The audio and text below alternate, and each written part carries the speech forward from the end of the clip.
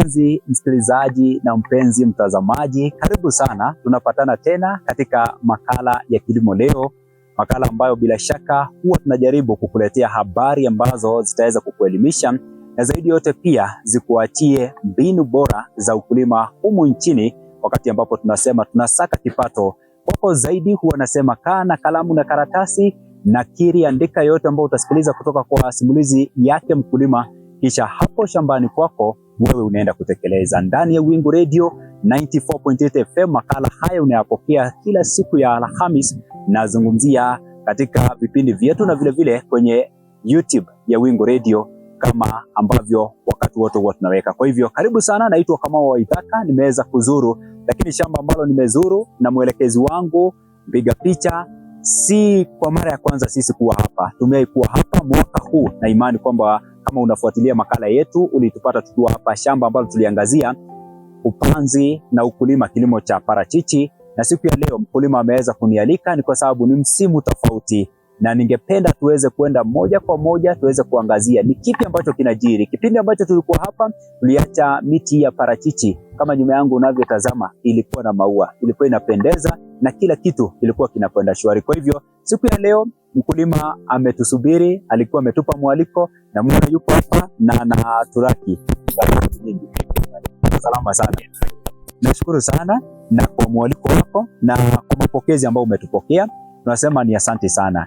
Na najua kwamba kwa mara ya kwanza labda mtazamaji ambaye anakutazama, msikilizaji ambaye anakusikiliza, labda wakumbushe jina lako, labda ukiwakumbusha watakumbuka ni nani.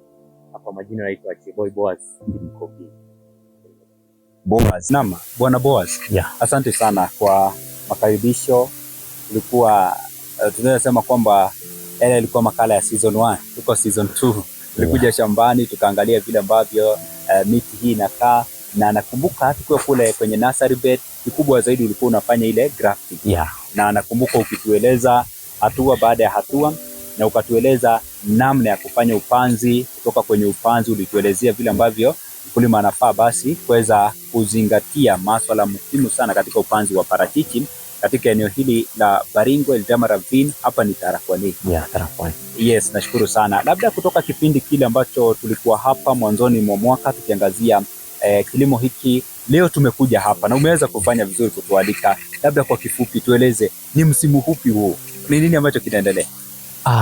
Sasa huu ni msimu wa harvest. Yeah. Unavuna sasa. Yeah. Labda kwa yule ambaye anakutazama, alikutazama hapo mbeleni na kusikiliza kipindi hiki kutoka wakati ambapo nilikuja hadi sasa, ni kipindi kirefu. Hali imekuwa namna gani kusubiri gonja hadi wakati umefika kuweza kufanya mavuno? Hali haijakuwa mzuri vile, na haijakuwa mbaya. Especially unajua tumekuwa na kazi kubwa, mambo na kuspray ama kunyunyuzia dawa. Yes. Pia mwaka tumekuwa na shida ya mvua. Yeah. Na umezungumzia kuhusu swala la mvua. Wiki jana tunafanya makala ya ukame katika baadhi ya kaunti katika mkoa wa Bonde la Ufa, North Rift, South Rift. Wakulima wa mahindi wameathirika. Nyinyi wakulima wa avocado, mvua imewaathiri namna gani? Kwa sababu wakulima wa mahindi wanasema kwamba mvua ambazo walikuwa wanatarajia labda hazikuja, mimea inaelekea kunyauka. Nyinyi kama wakulima wa avocado, hali ya anga kubadilika iliweza kuathiri namna gani? Naweza sema naona avocado kuna huwa inaenda na mzimu. Sasa I expect saa hii tungekuwa tushafuna. Kwa hivyo kama kungekuwa na mvua, umeona imenyesha tuseme hii wiki, na umeona sasa imeanza kuweka nini, na kuna nini imeanza kutengeneza na flowering inafanyika. Yeah, mambo na flowering imeanza kufanyika sasa.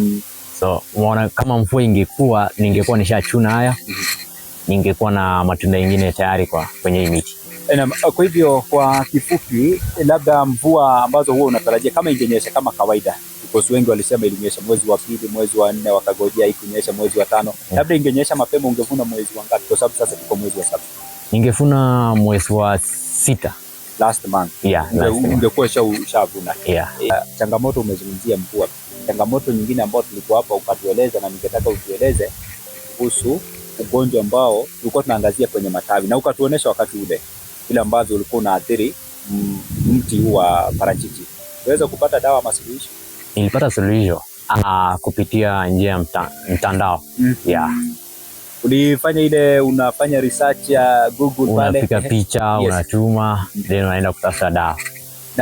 Na baada ya uliweza kupata labda tatizo lilikuwa ni lipi? Labda ni nini ambacho kilikuwa kinachangia na uliweza kupata dawa? Nilipata dawa. Yeah. Na wataalamu maybe kuulizia ama ukuweza kujua ni ugonjwa wa aina gani? Kuna wataalamu sasa muna text ama mnaongea nao kwa mtandao. Yeah. Unamtumia hiyo picha, then anakueleza hii ni tatizo. Yeah. Na kutoka wakati huo tatizo umeona labda ilipungua. Yeah. Naweza kuhakiki kwa sababu wakati huo nakumbuka hata matawi zenye alikuwa anakaa, kwa sasa hivi hata hapa nyuma yetu hatuwezi kushuhudia mambo kama hayo. Kwa hivyo asante sana kwa makaribisho. Ni mwanzo tu tunaanza. Nataka sasa tuingie tuone shughuli ambayo inaendelea kwa sasa hapa tu shambani, kwa sababu sisi tuko upande huu, lakini upande wa pili nimekuambia kuna vituo mbalimbali. Wafanyi kazi wako hapo wanahakikisha kwamba wanaandaa nazungumzia zao hili la parachichi. Ni kwa sababu pia wale ambao ni wanunuzi washaingia, na mwenzangu atakuwa akizungumza nasi atueleze alimekuwa namna gani na changamoto. Naam, mpenzi mtazamaji, msikilizaji, tushavuka upande wa pili, kituo cha kwanza na kueleza mikononi nimeweza kushikilia zao hili la parachichi, ambapo tunaangazia kazi ambayo inaendelea. Mwenzangu Boaz, yeah, tushafika hapa. Yeah. Ni kituo cha kwanza hiki tunazungumzia. Yes. Kwa kuzungumzia, unazungumzia vipi mavuno na hata zungumzia msimu huu na mwaka huu? Msimu I think kwangu imeniendea mzuri. Mavuno nimeyapata kweli kweli. Ukilinganisha na mwaka jana, unazungumzia kwa hivi ama ya mwaka huu imekuwa bora zaidi? Ya mwaka huu umekuwa bora zaidi. Yeah. Asante sana, nashukuru.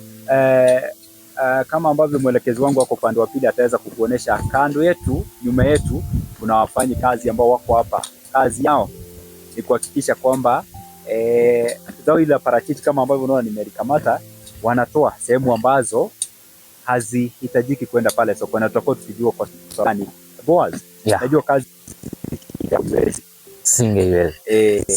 Naona uko na timu moja ya nguvu sana. Nasema super team. Yeah. Unazungumzia vipi kwa vijana wangu? Nimewatrain na vijana. Naona kazi hapa kila mtu, yeah, na kifaa chake. Yeah. Labda najua tutakuwa tukimpata mmoja wao aweze kuzungumza nasi. Kwa nini? Kwa sababu naona kuna kitu ambacho wanakitoa, labda niweze kuchukua. Ndio, kifaa ndio hicho. Asante sana. Hiki kifaa utatueleza kazi yake ni ipi na kwa nini mkatoa hiyo sehemu? Ukitazama wakati tunaifuna, yes, tunaifuna ukiwa lazima ufune ukiwa na hii sehemu. Okay. Unaona, lazima ukate hapa juu. Wakati unatoa kutoka kwenye miti. Sasa alafu sasa utakuja ikikata, inahitaji sasa hii kifaa ndio tunakitumia. The moment utang'oa hii, hiyo haitaingia tena kwenye grade la kwanza, grade 1. Okay. Itaingia grade 2. Sasa hii kitu inahitaji kuandoliwa care. So utaikata kama hao sasa. Inaenda hivyo. Sasa ikiwa hivi iko sawa, sasa unasema itakuwa grade 1. Hiyo ni grade 1. Na nakumbuka tukiwa hapo ukitueleza kuhusu tofauti ya grade 1 na grade 2. Grade 1 unasema kwamba bei yake sokoni nzuri. Yeah. Na ndio inahitajika. Hiyo ndio inaenda exportation. Ndio. But hizi zingine huwa wanasema wanaenda kutengeneza nayo mafuta. Okay. Yeah. Asante sana. Tutakuwa tukielekea huko. Labda kwa sababu umetueleza kutoka kwenye mti, tupe tu labda process kwa kifupi kabla tufike hapa sasa, hapa ambapo wanatoa, na sasa hivi wanaweka hapa, najua kwamba pia kuna process nyingine ya kuhakikisha zinafika huko. Kwa hivyo mkianza, unaanza na kuchuna. Kuna vijana wanapanda juu ya miti. Nimetengeneza vifaa kupanda nayo miti. Then kuna kuchuna, na kuchuna tena nimekuambia kwa wanachuna with care ama like kwa uangalifu. So unaichuna ikiwa na hiyo sehemu. Alafu utakuja kuikata. Ikata sasa zote zinasanywa hapa mahali moja. Alafu sasa hapa tunakuja kufanya grading. So tunafanya grading hapa ni grade 1. Ukitazama ni grade 1. So grade 2 ni kama ya kuonyesha hizi ndogo ndogo. Hii ni grade 2. Sasa msimu huu grade 2 I think they are less. Ukilinganisha na mwaka huu ilikuwa nyingi mwaka jana ilikuwa mingi, and then kuna kuna zingine kama kwenye tumeona kama itaingia grade 1 juu isharibika vile waling'oa kimakosa grade 1 wakifuna itaingia grade 2, but ukiangalia quality yake ilikuwa ya grade 1 cream. Sasa unasema hapo wakati wa kutoa, na umesema lazima hii kitu kwa uangalifu, na nimesikia ukirudia hiyo jina with a lot of care.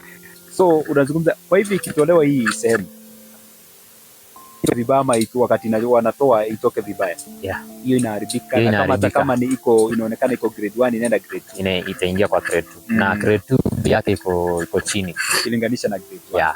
Asante sana na nashukuru sana. So tumetoka hapa kwa sasa hivi tunazungumzia kwamba wanafanya ile ambayo umesema kwamba wanaondoa ile sehemu na kuhakikisha kwamba zao hili tunaweza kuliweka kwenye kiwango cha grade ya kwanza. Hapa hivi ambapo wana separate wanaziweka huku grade 1 iko hapa, grade 2 itabaki huko.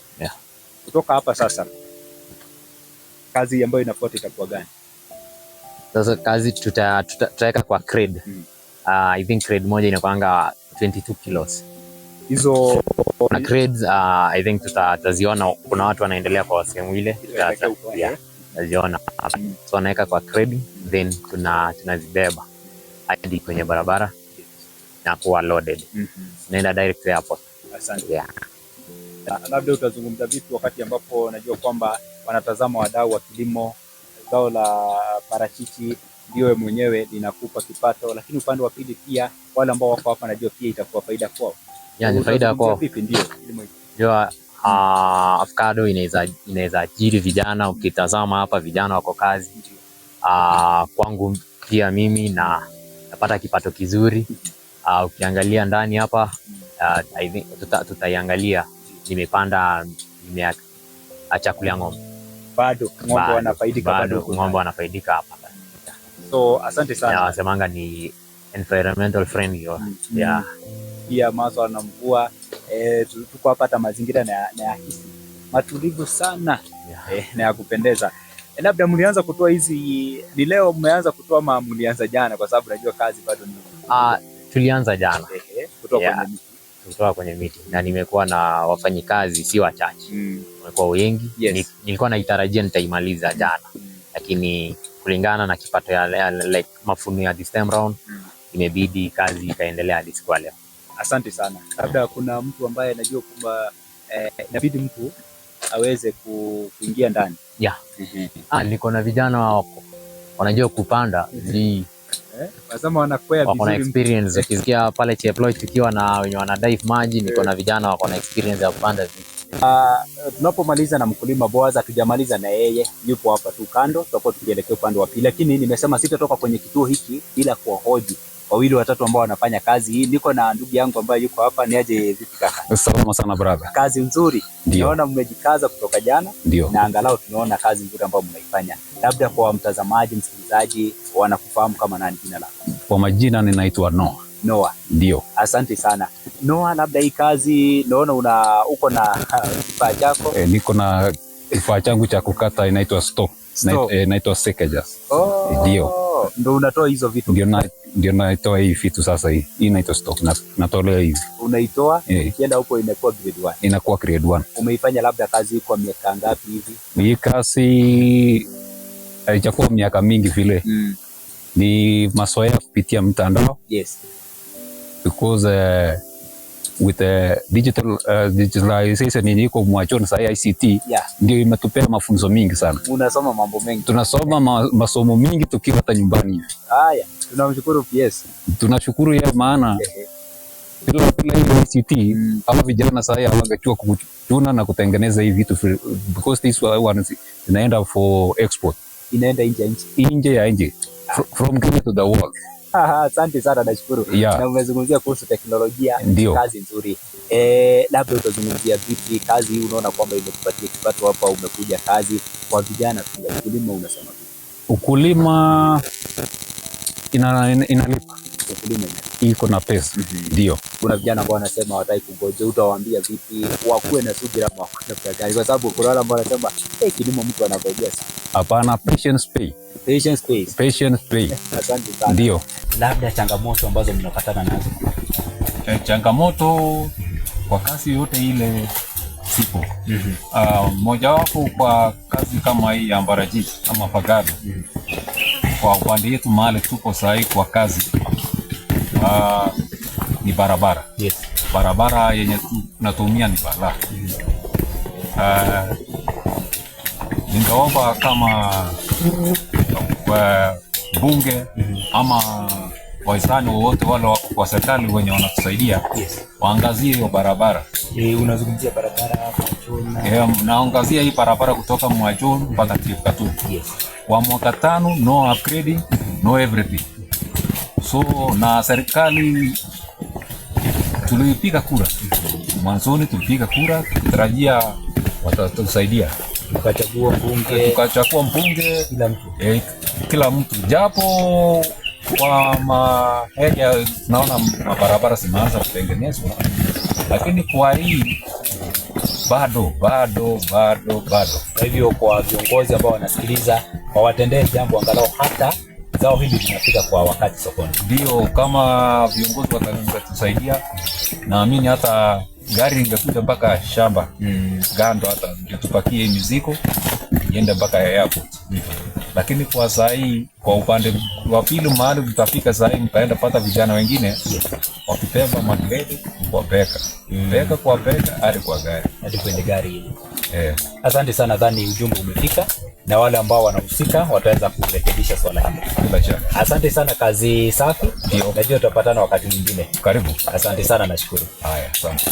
Naam, penzi mtazamaji na msikilizaji, mkulima mahala popote ulipo, tunahitimisha makala yetu ya kilimo leo, lakini hii ni sehemu ya kwanza. Sehemu ya pili tutakuwa tukipata wiki ijayo. Umeweza kupata kusikiliza kutoka simulizi kutoka kwa mkulima mwenyewe Boaz, mfanyi kazi ambaye ni mmoja wapo ya wale ambao wanafanya kazi. Kwa kifupi tu, zao hili la parachichi ndio kwa mkulima namzungumzia Boaz anapata faida. Metueleza hapa shambani, kando na kwamba ndio analima zao hili, amepandia pia ng'ombe wake chakula ambacho kipo hapa. Kuna nyasi ile ambayo tunaita Napier, super Napier ambayo ipo hapa shambani. Kando na hapo, tarajia pia kuweza kufaidika kutokana na faida ambayo atapata kutoka kuuza. Lakini upande wa pili, si tu anafaidika. Kuna wale vijana ambao wameweza kuwapa kazi, kuweza kuja kufanya kazi hii kuhakikisha kwamba zao hili linaenda sokoni kwa grade ya kwanza.